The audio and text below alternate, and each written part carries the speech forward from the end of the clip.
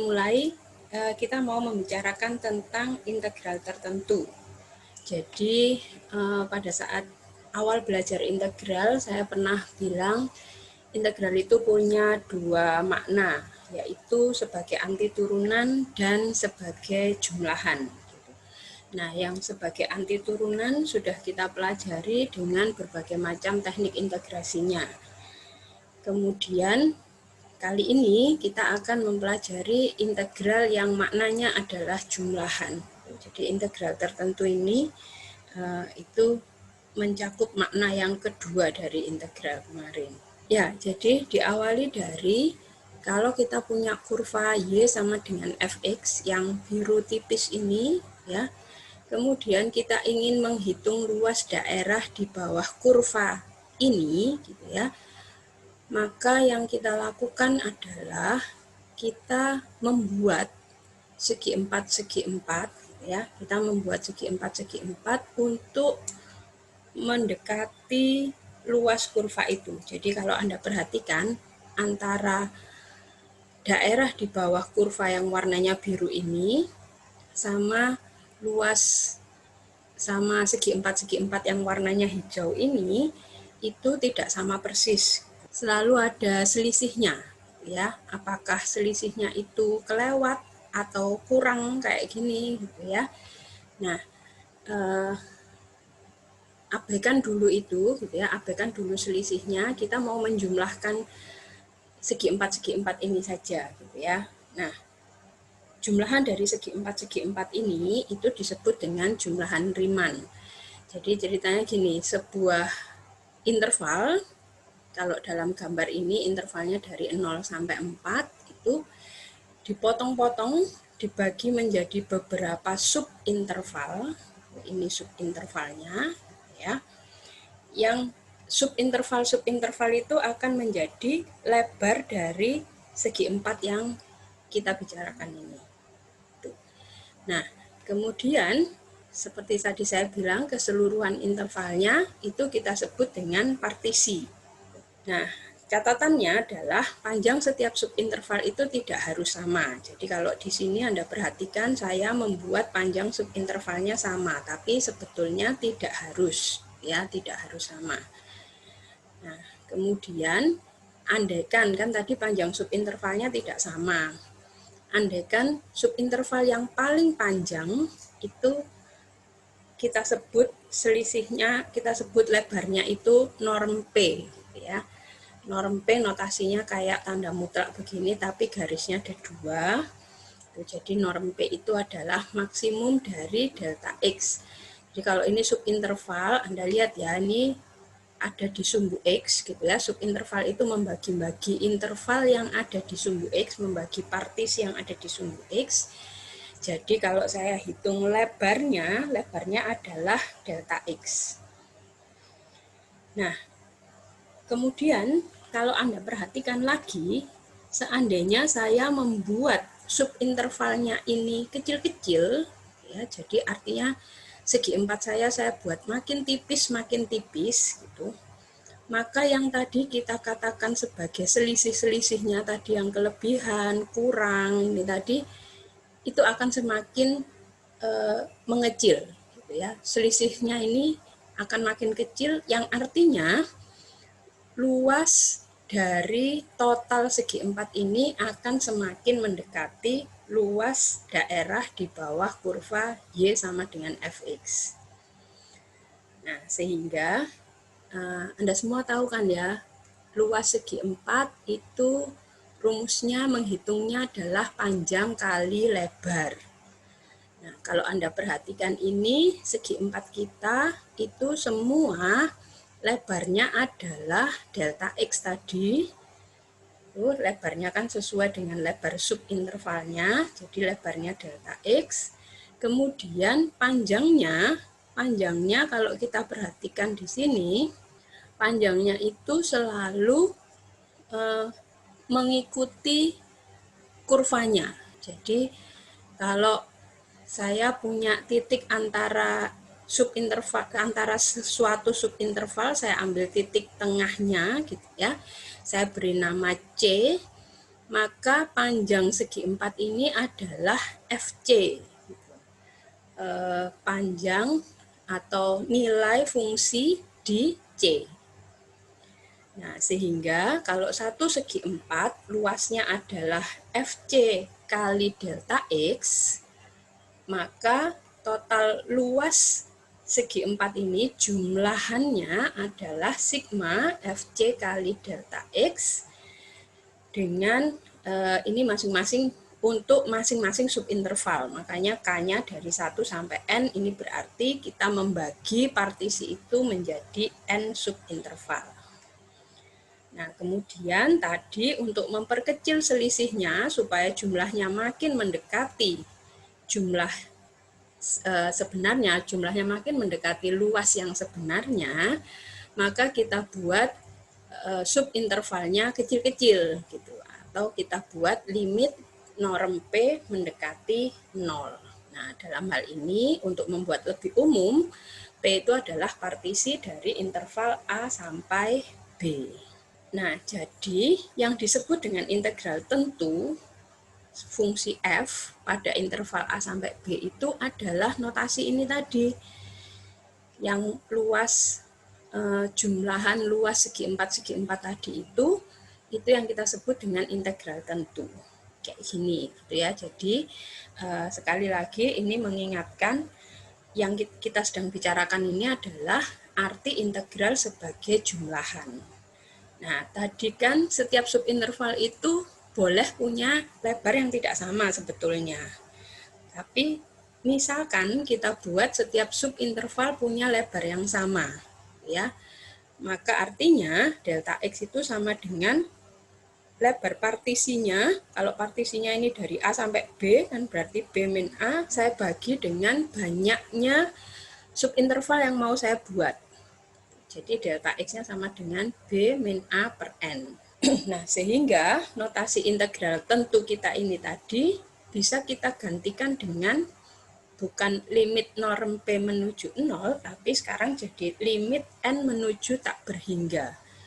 Karena kalau saya mau buat delta X-nya menuju 0, subintervalnya saya buat lebarnya sangat kecil, maka artinya subinterval saya akan menjadi sangat banyak. Gitu. Segi 4-nya jadi sangat banyak, atau N-nya mendekati tak berhingga. Jadi notasi ini kalau saya buat subintervalnya sama, dia bisa berubah menjadi ini. Nah, kemudian yang tadi itu namanya jumlahan Riemann. Masih ingat ya, jadi yang tadi itu yang menemukan namanya Riemann. Nah, kemudian ada orang lain lagi namanya Leibniz, itu memperkenalkan notasi yang lebih sederhana untuk notasi yang tadi, limit sigma tadi. Jadi yang ini itu notasinya Riemann, itu oleh Leibniz dibuat jadi notasi yang lebih sederhana seperti ini. Itu sebabnya kenapa kita sebut ini integral gitu, karena Leibniz pakai notasi integral. Jadi jumlahan ini oleh Leibniz ditulis sebagai notasi integral. Integral apa? Integral dari A sampai B, integrannya fx, kemudian Anda perhatikan delta X itu di sini kan kita buat sangat kecil. Nah, kembali lagi kalau Anda ingat pengertian turunan, waktu kita belajar turunan, diferensial itu artinya adalah perubahan yang sangat kecil. Jadi kalau delta X-nya sangat kecil, maka di sini kita rubah nulisnya menjadi dx. Ya, jadi notasi ini, notasinya Leibniz tadi, terdiri atas simbol integral, kemudian A-nya ini disebut dengan batas bawah integral, lalu B-nya disebut batas atas integral, fx-nya seperti yang lalu kita sebut dengan integrannya, ya, dan dx itu adalah variabel integrasi. Yang dalam hal ini dx itu atau x-nya itu, x-nya variabel integrasi, x-nya itu dummy variabel. Apa maksudnya dummy variabel? Karena hasil integral ini tidak tergantung pada variabel apa yang kita pakai. Jadi selama fungsinya sama, kemudian batasnya sama, maka hasil integralnya ya akan sama. Anda tulis dalam variabel X, T, U, V, itu semua hasilnya sama.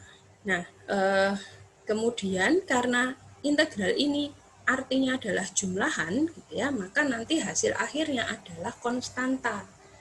Berbeda dengan integral yang lalu yang kita pelajari sebelum ini, yang artinya adalah anti turunan, hasilnya kan fungsi yang merupakan anti turunan, gitu ya. Kalau sekarang integral ini artinya adalah jumlahan, gitu, jadi nanti hasilnya berupa konstanta. Nah, kemudian ada satu teorema yang menjamin keberadaan integral tertentu, gitu ya, yaitu kalau f itu adalah fungsi yang kontinu pada interval a sampai b, maka f pasti dapat diintegralkan pada interval a sampai b tadi. Jadi maksudnya kalau f kontinu pasti bisa dihitung jumlahan dari fx dx tadi di sepanjang interval a sampai b. Nah, kemudian untuk menghitung integral tentu dari suatu fungsi, kita gunakan teorema fundamental dari kalkulus. Jadi teorema ini itu menghubungkan antara dua makna integral yang kita sudah pelajari. Jadi integral tadi awalnya bermakna anti turunan, lalu integral tentu ini bermakna jumlahan.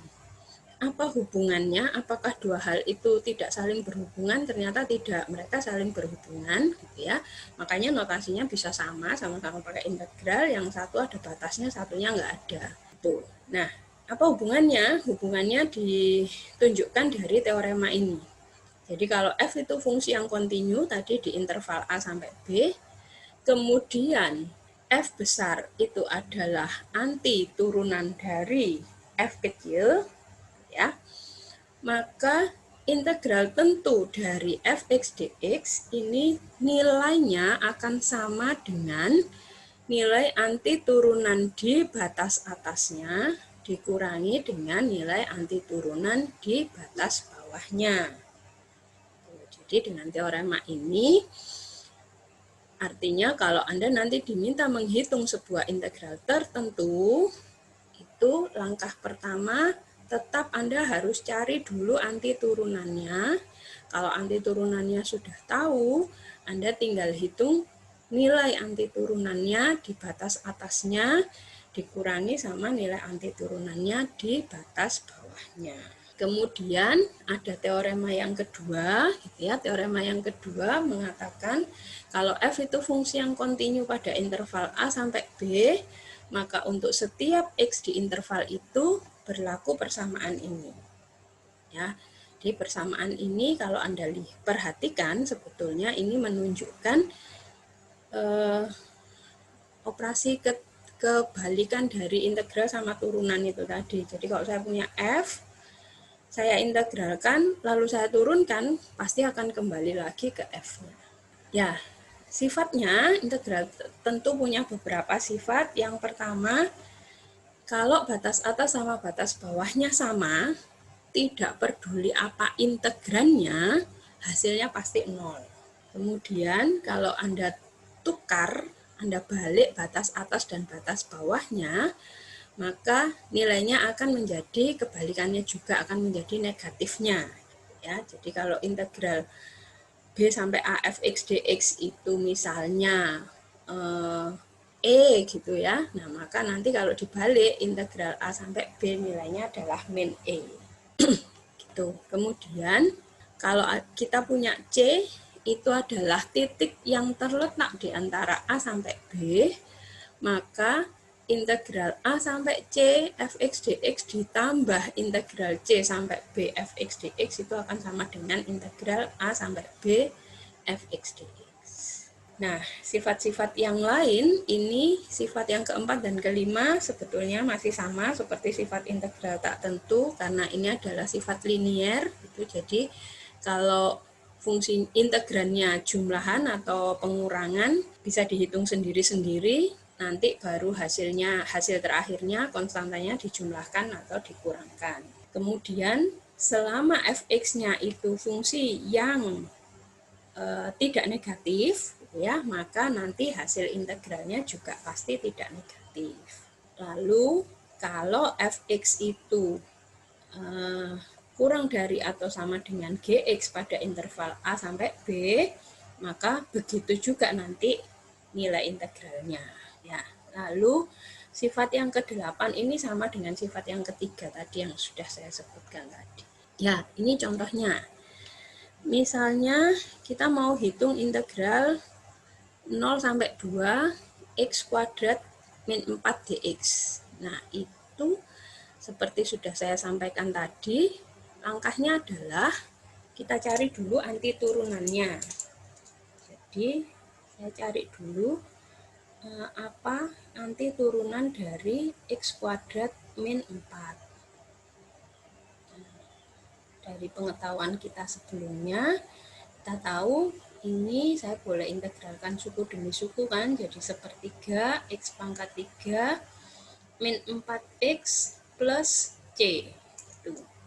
Kemudian, kalau kita sudah mendapatkan anti turunannya, maka langkah selanjutnya adalah tinggal dihitung. Jadi ini itu kalau ini tadi dari teori yang saya paparkan sebelumnya, kalau ini f kecil gitu ya, maka yang hasil integralnya atau anti turunannya adalah ini kan, f besarnya itu ini.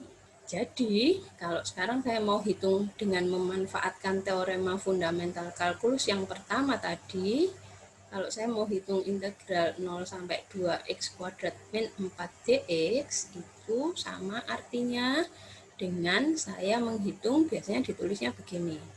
Di anti turunannya dulu dicari, kemudian nanti kita substitusikan batas atas dan batas bawahnya.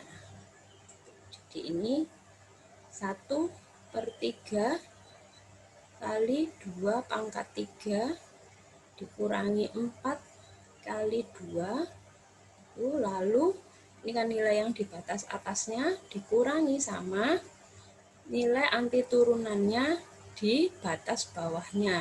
Ini 0 pangkat 3 dikurangi 4 kali 0. Jadi hasilnya nanti ini kan 8/3 dikurangi 8, yang ini 0. Berarti saya bisa hitung sekarang 24, berarti min 16/3. Ya, jadi seperti saya sampaikan tadi, kalau integral tentu ini hasil akhirnya nanti berupa konstanta.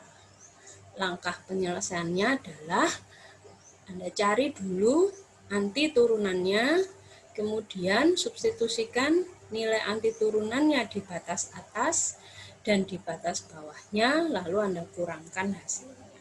Contoh yang kedua, jadi ini sebetulnya sama, tinggal beda fungsinya gitu ya.